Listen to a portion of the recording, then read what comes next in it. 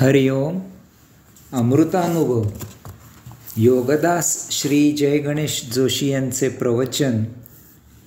अध्याय 10वा. ग्रंथ महिमा वर्णन. ओवी क्रमांक 21. नित्य चांदू होये परी पुनवे आणू आहे, हे का मी म्हणो लाहे सूर्यादिठी. अर्थात नेहमीच्या चंद्रापेक्षा पौर्णिमेचा चंद्र आगळा वेगळा असतो, परंतु सूर्यापुढे दोन्हीही निस्तेज होतात. मग मी तसे कसे म्हणू. माऊली सांगतात की सर्वसाधारणपणे असेच आहे की नेहमीचा चंद्र हा काही कलांचा असतो, परंतु पौर्णिमेचा चंद्र पूर्ण असतो. यामुळे नित्यचंद्रापेक्षा तो आगळा वेगळा दिसतो. नेहमी चंद्रकोर पाहायची सवय असते, पौर्णिमेला मात्र तो संपूर्ण दिसतो. यामुळे नेहमीपेक्षा पौर्णिमेच्या चंद्राची शोभा काही निराळीच दिसते. माऊली पुढे सांगतात की परंतु हेही सत्य आहे की असे दोन्हीही चंद्र, नित्याची चंद्रकोर आणि पौर्णिमेचा पूर्णचंद्र, सूर्यापुढे निस्तेज होतात. चंद्रकोर असलेला चंद्र सूर्यापुढे निस्तेज झाला तर आपण समजू शकतो, परंतु पौर्णिमेचा पूर्णचंद्रही सूर्य तेजापुढे निष्प्रभ होतो. आता माऊली आपल्याला विचारतात की असे असताना मी असे कसे म्हणू की पौर्णिमेचा चंद्र हा नित्य चंद्रकोरीपेक्षा आगळा वेगळा आहे. कारण चंद्र आकाशात नेहमीच पूर्ण असतो, परंतु नक्षत्रांमुळे तो आपल्याला एकेका कोरीने वाढताना आणि मग एकेका कोरीने कमी होताना दिसतो. ही वैश्विक लीला आहे, हे वैश्विक सौंदर्य आहे.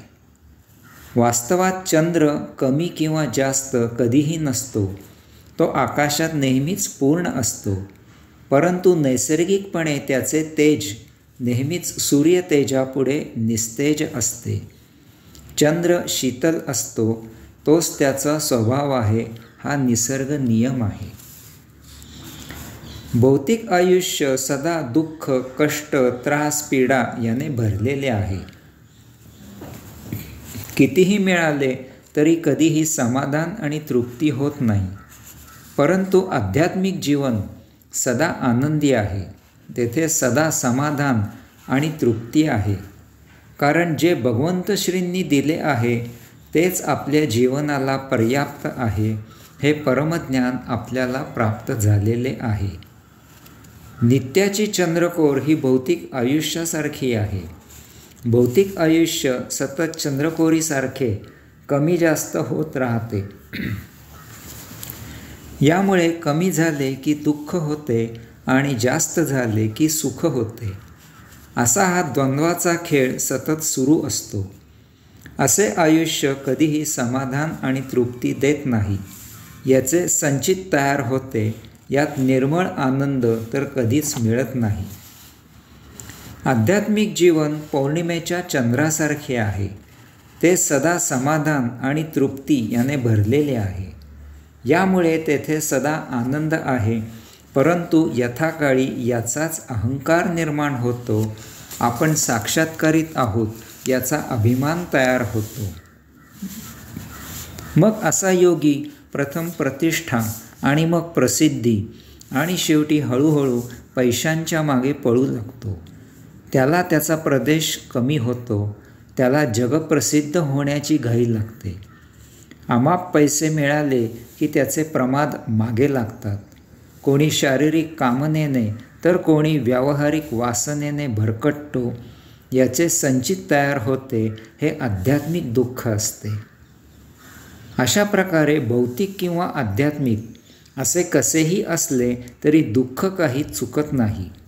भौतिकात दुःखाचे चटके सहन होत नाहीत, अध्यात्मात ते चटके सहन होतात. परंतु अशाने कधीही मुक्ती मिळत नाही.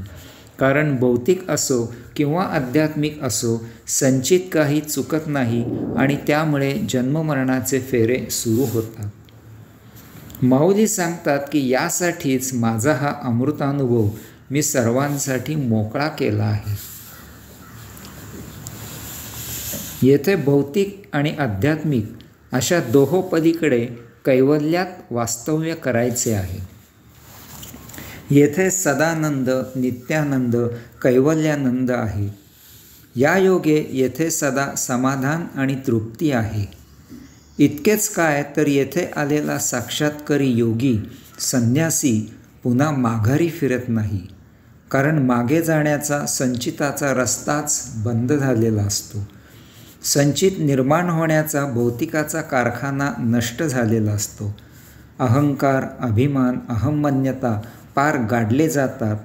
जे उरते ते केवल असते. ओवी क्रमांक 22. प्रिया सावाईले होये, ते अंगीचे अंगी न समाये, येरवी तेथेची आहे तारुण्य की. अर्थात प्रियेचे तारुण्य जन्मतःच तिच्यात असते, परंतु तिचा प्रियाने स्वीकार केला की तेच तारुण्य तिच्यात सामावत नाही. माहीत नाही की हे असे उदाहरण माऊलींनी का दिले आहे. त्यांच्याकडे उदाहरणांची काही वानवा नव्हती. ते तर दृष्टांत कुबेर होते. त्यातून एखादे उदाहरण कमी दिले गेले असते तरी काही बिघडत नव्हते. असो, स्त्रीमध्ये जन्मतःच तारुण्य असते, परंतु ते सुप्तावस्थेत असते. जेव्हा या तारुण्याचा पुरुषाकडून स्वीकार केला जातो तेव्हा ते बहरते, फुलून येते, इतके की ते आता तिच्या देहामध्ये सामावून घेणे शक्य होत नाही. माऊलींना सांगायचे आहे की प्रत्येक मानवात सज्जन दुर्जन अशा दोघातही जन्मतःच अध्यात्म ठासून भरलेले आहे. प्रत्येकजण सदा मुक्तच आहे, तथापि त्याला सद्गुरूचा परिसस्पर्श व्हावा लागतो, म्हणजे त्याच्यामधील अध्यात्म उसळून उफाळून येते. मग तो सज्जन दुर्जन कसाही असला तरी काही फरक होत नाही. विश्वामित्र चक्रवर्ती राजा होता. भला सज्जन प्रजाहित दक्ष होता. त्याला अगस्ती ऋषींचा परिसस्पर्श झाला आणि तो नुसता आध्यात्मिक मार्गी यात्रेकरू झाला नाही, तर ऋषी झाला. हेच ते अंगीचे अंगी न समाये आहे. वाल्या कोळी, अट्टल चोर, लुटारू, डाकू, खुनी होता. त्याला देवर्षी नारद मुनींचा परिसस्पर्श झाला आणि तो नुसता आध्यात्मिक मार्गी यात्रेकरू झाला नाही, तर ऋषी झाला. हेच ते अंगीचे अंगी न समाये आहे. माऊलींना सांगायचे आहे की आपण सर्वजण मूलतःच अध्यात्माचे यात्रेकरू आहोत, परंतु भौतिकाच्या मोहाने आपण यापासून ढळलो आहोत. यास्तव वेळीच अमृतानुभव श्रवण करावा, वाचावा आणि स्वतःला योग्य मार्गी यात्रा करण्यासाठी सज्ज करावे. त्यासाठी सद्गुरू करावा, मुक्त व्हावे. ओवी क्रमांक 23. वसंताचा आला, फळी फुली आपुला, गगनाचिया डाळा, पेलती झाडे. अर्थात वसंत ऋतू सुरू झाला की झाडे फुलाफळांनी डवरतात, त्यांना नवीन पालवी फुटते आणि ती गगनाला भेटायला उंच जातात. वसंत ऋतू सुरू झाला की झाडांना फुले आणि फळे यांचा बहर येतो. तसेच त्यांना नवीन पालवी फुटते आणि झाडे उंच उंच वाढू लागतात. ती इतकी उंच जाऊ लागतात की जणू काही ती आकाशाला भेटायला जात आहेत. माऊलींना सांगायचे आहे की झाडांमध्ये फुले, फळे, पालवी फुटणे हे निसर्गतःच वरदान असते, परंतु त्यासाठी वसंत ऋतू सुरू व्हावा लागतो. याचप्रमाणे प्रत्येक मानव हा जन्मतःच मुक्त आहे, फक्त त्यासाठी त्याला अध्यात्मज्ञान व्हावे लागते. यासाठीच मी हा अमृतानुभव ग्रंथ रचला आहे. तो श्रवण करावा, वाचावा आणि त्याप्रमाणे आचरण करावे. येथे मुक्त म्हणून मोठ्या आनंदात जीवन जगावे. ओवी क्रमांक 24. यया लागी हे बोलणे, अनुभवामृतपणे, स्वानुभूते परगुणे वोगरिले. अर्थात याच कारणाने हा अमृतानुभव ग्रंथ रचला आहे. माझ्या स्वानुभूतीची मेजवानी आपल्यापुढे वाढली आहे.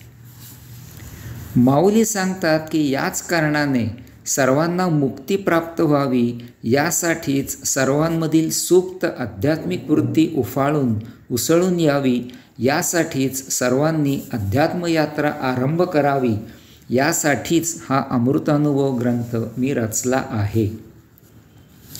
सहसा कोणी करत नाही अशी माझी आत्मानुभूती मी येथे सविस्तर निरूपण केली आहे. त्यासाठी मुद्दाम सर्वत्र प्रचलित अशी भाषा निवडली आहे. येथे आत्मपरब्रह्माची महती सांगितली आहे. त्यासाठी सांख्ययोग, भक्तियोग, ज्ञानयोग विशद केला आहे. ही अमृत करणारी वैश्विक मेजवानी आहे. तिचा मनमुराद आस्वाद घ्यावा आणि सर्वांना द्यावाही. येथे कसलाही भेदभाव नाही. ज्याला वाटेल त्याने याचा मुक्त स्वीकार करावा. स्वतः सविज्यमुक्त व्हावे, कैवल्यानंदी व्हावे आणि जितके जमेल तितके इतरांनाही हा अमृताचा ठेवा वाटावा, त्यांनाही मुक्तीच्या यात्रेला उद्युक्त करावे. हरिओम.